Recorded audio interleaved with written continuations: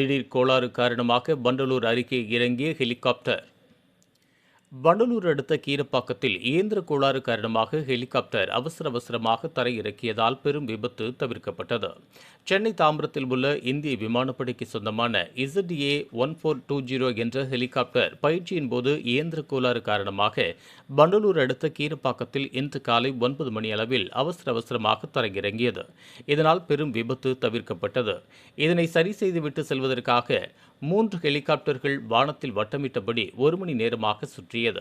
இதனையடுத்து ஒன்றன் பின் ஒன்றாக ஹெலிகாப்டர்கள் தரையிறங்கி இயந்திர கோளாறு சரி செய்வதற்காக தளவாட சாமான்கள் இறக்கிவிடப்பட்டு சென்றன. தொடர்ந்து ஹெலிகாப்டரில் சரி செய்யும் பணி நடைபெற்று வருகிறது. இதனை காண மக்கள் கூட்டமாக வருவதால் அப்பகுதியில் இன்று காலை பரபரப்பு ஏற்பட்டது.